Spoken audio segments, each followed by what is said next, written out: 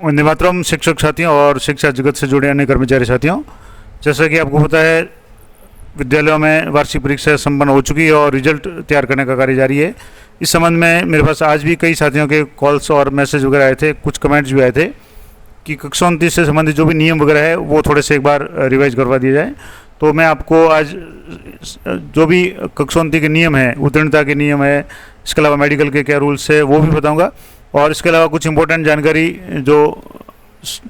खास करके जो अदर्स विषय है, जो जैसे 9वीं 11वीं कक्षा में कार्य अनुभव है, कला शिक्षा, स्वास्थ्य शिक्षा, इसके अलावा जो अन्य विषय है 9वीं 11वीं में, इनके संबंध में कि कितने नंबर का पेपर होगा, कितने वार्षिक परीक्षा में कौन सा या उसकी एंट्री है वो किस तरीके से होगी, जैसे आज़ादी के बाद स्वर्णिम भारत है या जीवन कौशल कितने अंकों का होगा, वो भी जानकारी मैं आपको देने का प्रयास करूँगा। तो सबसे पहले बात करेंगे उत्तीर्णता नियम की। जो सत्र 2021-22 से जो भी नियम है वो अभी भी लागू है। हालांकि इसके पहले एक और जो इम्पोर्टेंट पुराना जो परिपत्र जारी किया गया माध्यमिक शिक्षा द्वारा, परीक्षा और कक्षा 29 नियम 2011-12, ये नियम भी अभी भी लागू है और ये नियम लगभग सेम ही है। जैसे यहाँ जो आप नियम देखेंगे तो इसमें जो नियम है ये सामान्य नियम है कि प्रवेश परीक्षा में कौन कौन भाग ले सकता है, उपस्थिति की क्या अनिवार्यता होगी, गणना कब से कब होगी, तो ये थोड़े से पुराने हैं। हालांकि वही है, मैं इसको आपको लेटेस्ट जो इसका वर्जन है वो मैं बता देता हूँ कि उत्तीर्णता का नियम है। तो सबसे पहला कि विद्यार्थी को उनकी दो सामयिक परीक्षाओं यानी 2 टेस्ट, अर्धवार्षिक और वार्षिक परीक्षाओं के प्राप्तांकों के योग को मिला करके, या तो 2 टेस्ट अर्धवार्षिक और वार्षिक, या एक सामयिक परख यानी 1 टेस्ट अर्धवार्षिक और वार्षिक, कम से कम ये जरूरी है कि प्राप्तांकों को योग को मिला करके नियमानुसार उत्तीर्ण किया जाएगा। कक्षा 9 और 11 में यही वही विद्यार्थी कक्षा 29 या उत्तीर्ण का अधिकारी माना जाएगा जो प्रत्येक विषय में पूर्णांक के न्यूनतम 36 अंक प्राप्त किए हो। यानी कि मान लो जैसे 100 नंबर का अर्धवार्षिक तक का पेपर होता है जिसमें 10-10 नंबर के 3 टेस्ट हो गए, 70 नंबर की अर्धवार्षिक, 100 नंबर और 100 नंबर की वार्षिक, तो कुल जैसे 200 का पेपर हो गया तो 36% का मतलब हो गया 72 नंबर। तो प्रत्येक विषय में कम से कम 72 नंबर अनिवार्य है और उसमें अगर कोई ग्रेस वगैरह है तो वो अलग बात है। दूसरा, परंतु वार्षिक परीक्षा में प्रत्येक विद्यार्थी को न्यूनतम मतलब प्रत्येक विषय में न्यूनतम 20% अंक प्राप्त करने अनिवार्य है। एक ये भी हो सकता है कि मान लो जैसे अर्धवार्षिक तक बच्चे ने जैसे 100 नंबर का जो अर्धवार्षिक तक का पेपर है उसमें से मान लो उसने 70-72 नंबर अकेले प्राप्त कर लिए और वार्षिक परीक्षा में उसके 100 में से 10 नंबर ही आए तो वो भी उत्तीर्ण नहीं होगा। और आज जो कई लोगों की समस्या जो आई है, साल दर्पण पे जब कक्षा 11 का परिणाम रिजल्ट फीड कर रहे हैं, उसके बाद में वो बच्चा है जैसे मान लो 200 में से उसके 72 या 75-80 नंबर आ रहे हैं, फिर भी वो अनुत्तीर्ण घोषित किया जा रहा है। तो उसका एक कारण ये हो सकता है कि यहाँ वार्षिक परीक्षा में ये एक बार और आप एक बार गौर कर लें कि वार्षिक परीक्षा में विद्यार्थी को प्रत्येक विषय में न्यूनतम 20% अंक प्राप्त करना अनिवार्य होंगे। तो ओवरऑल 36% और वार्षिक परीक्षा में 20%, ये भी आप जरूर ध्यान रखें। इसके अलावा जिन विषयों में सैद्धांतिक और प्रायोगिक परीक्षा होती है, जैसे साइंस के सब्जेक्ट है जहाँ प्रैक्टिकल और थ्योरी दोनों होते हैं, उनमें अलग अलग उत्तीर्ण होना आवश्यक है। यानी प्रैक्टिकल का जो भी पेपर पोर्शन है 20-25 नंबर जितना भी है 30 नंबर का, उसमें भी पास होना जरूरी है और थ्योरी में भी पास होना जरूरी है। और प्रायोगिक परीक्षा में कोई कृपांक दे नहीं होगा, यानी जो ग्रेस वगैरह है वो थ्योरी में मिलेगा, प्रैक्टिकल में नहीं दे होगा। इसके अलावा दोनों परखों का योग, अर्धवार्षिक तथा वार्षिक परीक्षा के प्राप्तांकों का योग यदि भिन्न में हो तो उन्हें अगले पूर्णांक में परिवर्तित कर दिया जाए। भिन्न का मतलब अगर पॉइंट में है, यानी जो भी मार्क्स वगैरह अर्धवार्षिक के या सब जोड़ करके पॉइंटों में आ रहे हैं तो उसको अगले पूर्णांक में यानी पूरे अंक में आपको राउंड फिगर में कह सकते हैं वो आपको कन्वर्ट करना है। और यदि कोई विद्यार्थी सत्र के बीच में किसी ऐसे विद्यालय से आकर प्रवेश लेता है, मान लो जैसे जुलाई के बाद में अगस्त सितंबर में एडमिशन लेता है और जहाँ सामयिक परख नहीं होती है, तो ऐसे विद्यार्थी के लिए विद्यालय स्तर पर समिति बना करके एक लिखित सामयिक परख आयोजित कर एक परख यानी एक मान लो जैसे एक भी टेस्ट देकर नहीं आया, सीधे अर्धवार्षिक दे रहा है, तो एक परख विद्यालय स्तर पर लेकर के अर्धवार्षिक और वार्षिक परीक्षा के परिणाम के आधार पर उसको परिणाम घोषित किया जाएगा। और अंतिम परीक्षा परिणाम उन्हीं विद्यार्थियों का घोषित होगा जिन्होंने कम से कम एक सामयिक परख, यानी सबसे इम्पोर्टेंट बात की क्या क्या जरूरी है, तो कम से कम एक टेस्ट तथा वार्षिक परीक्षा या अर्धवार्षिक परीक्षा और वार्षिक परीक्षा दी हो। यानी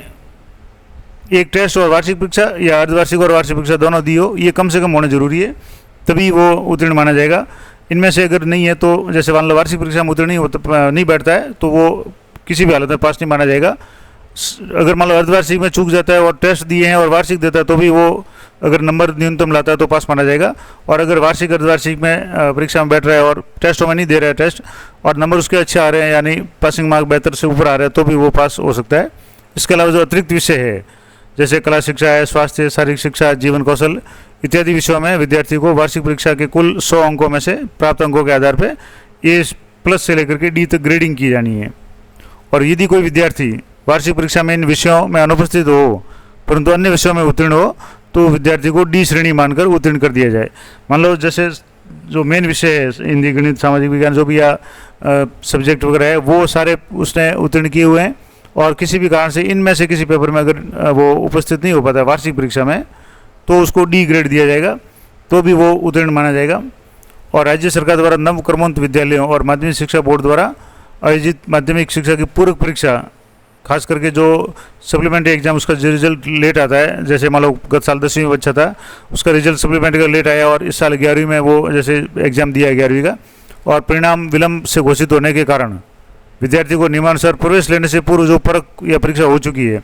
मान लो जैसे जुलाई के बाद में अगस्त में टेस्ट हो रहा है और सप्लीमेंट्री का रिजल्ट है वो टेस्ट के बाद में आ रहा है, तो ऐसे विद्यार्थियों का जो शेष परीक्षा रह जाएगी, मान लो जैसे सेकंड टेस्ट है, थर्ड टेस्ट है, अर्धवार्षिक, वार्षिक परीक्षा,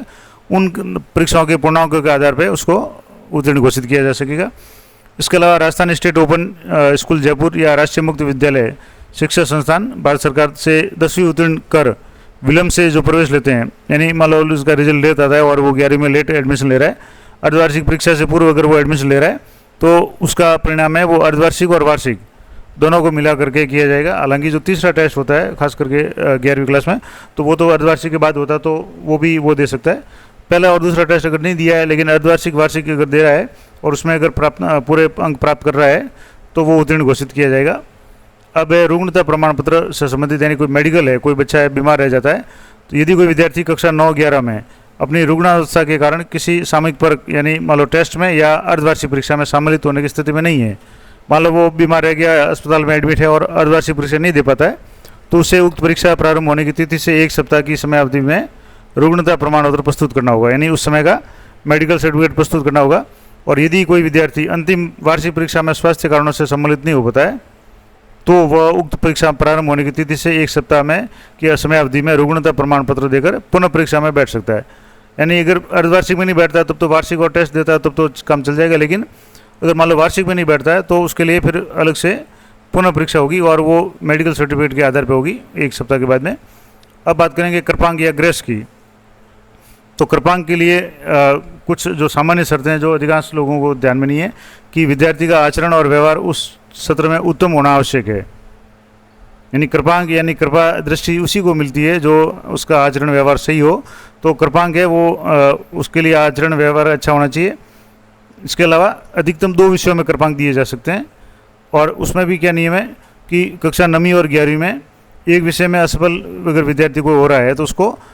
पूर्णांक के अधिकतम 5% कृपांक दिए जा सकते हैं। मान लो जैसे 200 नंबर का पेपर है तो 5% का मतलब हो गया 10 नंबर, अधिकतम 10 नंबर उसको दिए जा सकते हैं। मान लो वो अगर सारे विषयों में पास है और एक विषय में, जैसे मान लो हिंदी में या पॉलिटिकल साइंस में, हिस्ट्री में 11वीं कक्षा की बात करें या 9वीं कक्षा की बात करें, तो मान लो वो बाकी विषयों में पास हो रहा है लेकिन गणित में उसके 62 आ रहे हैं और पास होने के लिए 72 यानी 72 जरूरी है, तो 10 नंबर यानी 5%, 200 के 5% का मतलब 10 नंबर का उसको कृपांक मिलेंगे। तो अगर सभी विषयों में वो 72 से ऊपर ला रहा है और एक विषय में 62 अंक ला रहा है, 62 ला रहा है, तो 10 अंकों का उसको कृपांक मिल जाएगा। और यदि विद्यार्थी 2 विषयों में असफल है, मान लो ऐसा है कि 2 विषयों में उसके नंबर 72 से कम आ रहे हैं,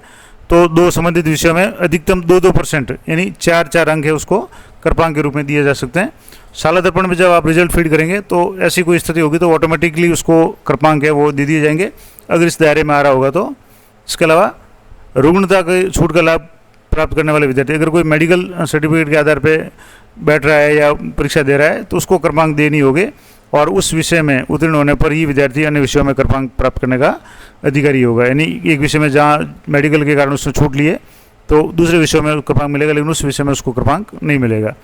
अब श्रेणी की बात करें तो 60% या उससे अधिक है तो प्रथम श्रेणी, 48 से 60% तक द्वितीय श्रेणी, 36 से 48 तक तृतीय श्रेणी,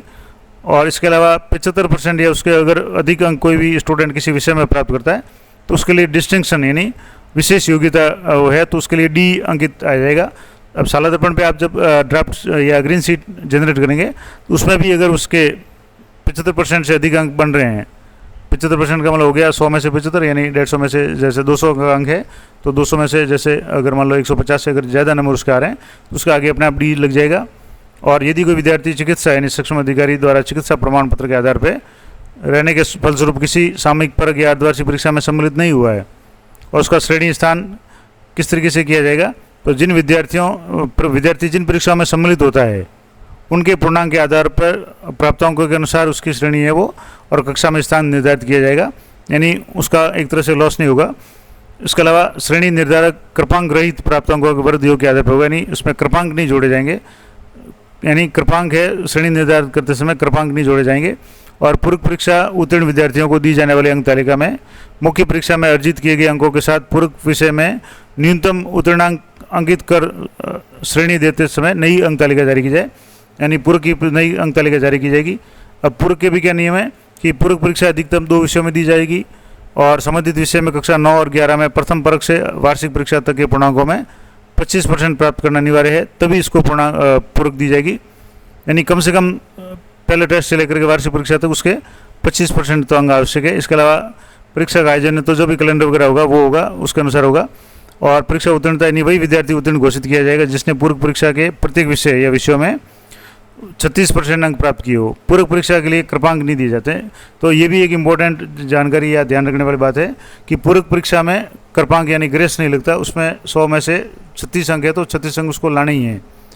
36% या 200 में से 72 जो भी मतलब कुल मिला करके उसको पूरे के पूरे अंक लाने, वहाँ आप उसमें ग्रेस नहीं मिलेगा।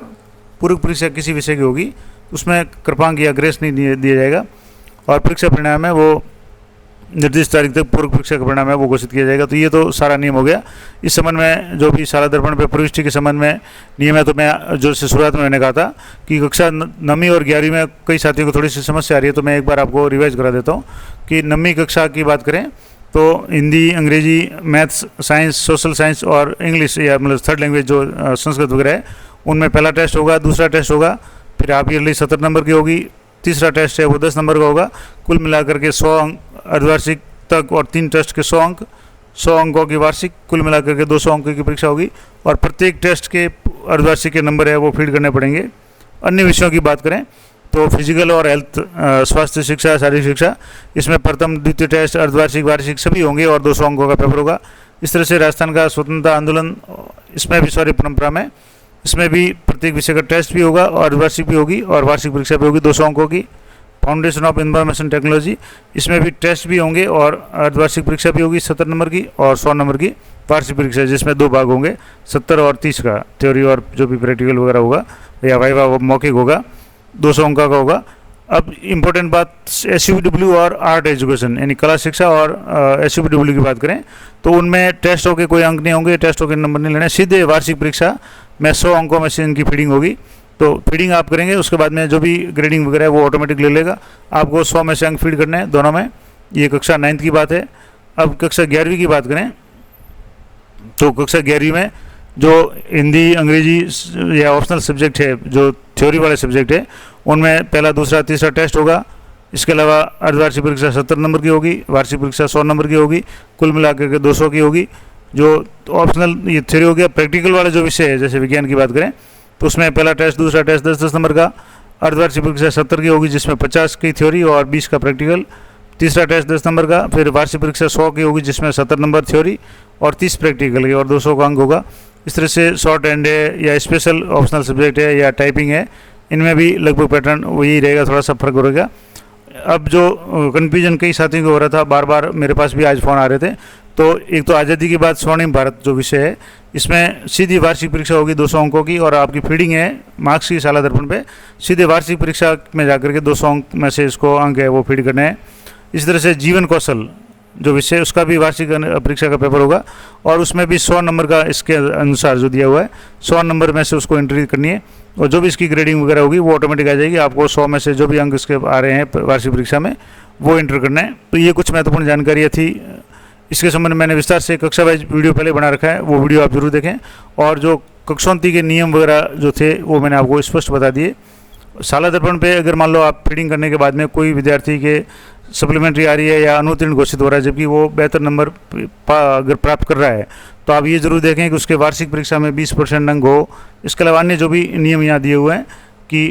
वार्षिक परीक्षा में अनिवार्य रूप से बैठना होना चाहिए, अर्धवार्षिक या टेस्ट वगैरह या इस तरह के जो भी मैंने ये बताया, ये सारे नियम अगर पालन करता है तो